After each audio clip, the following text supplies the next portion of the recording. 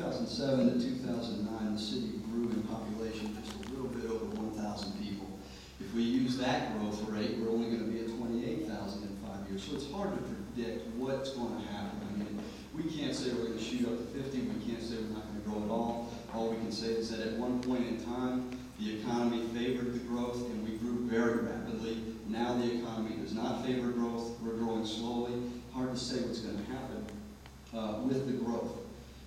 As far as the 5-year plan on that, the only thing that I can say that I would like to see within the next 5 years, and of course the term is only for 4 years, but what I would like to see us do is, number one, develop a good working relationship with General Motors.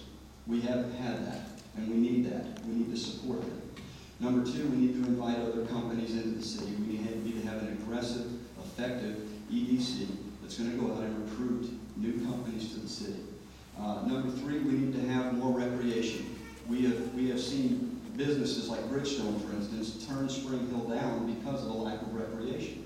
They want a quality of life for their employees. So I think we need more recreation. I'm confident that we can get that within the next few years. And fourth, I'd like to see a technical center in this city, and I think that we can accomplish that within the next 4 years as well, if not sooner. So if we put all of that together, I think that we have set the stage, regardless of where our growth is going to be in 5 years, whether it stays the same now or whether it grows to 50,000. If we set the stage now, then our city will be in a better position to grow economically into the future.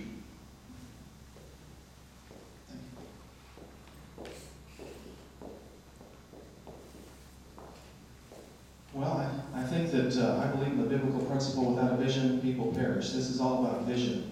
This is all about taking the next 5 to 10, 15 years by the horns and saying, this is what we want for our city. I'm considered to be a person that has a lot of vision. Having been here for 14 years, you drive the streets as much as I have. There's a lot of opportunity that's out there.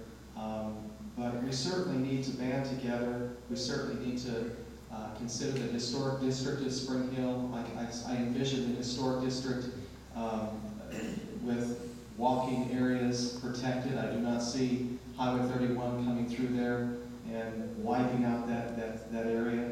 I have no problem with Highway 31 being widened up to the historic district, but I believe it needs to be encouraged to take people around that area.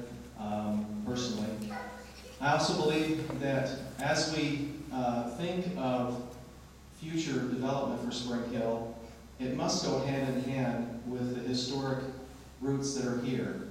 And I think that if we were to encourage our developers on the front end, that we want historic reproduction types of development, those developers will do an awesome job. They'll bring you some really nice stuff. But I think that we have an opportunity with our comprehensive master plan to be able to say, this is what we want, this is what we'd like you to do for us. And I believe that mutual respect, when people come in with something they want done in our city, we as city officials are there to say, how can we help you? How can we help you get this done? I believe that that's something that is kind of backwards. Sometimes the no's outweigh the ability to say, how can we serve you? I believe that some of the ideas I'm going to throw out there real quickly include water. We need to celebrate our water sources here in Spring Hill. Spring on the hill is where our name came from. So I believe in our developing, we can encourage developers to use water as much as possible. When my time's up, so I'm going to stop.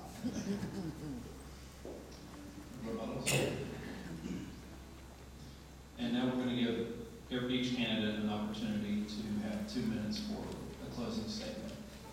So the next candidate is Mike.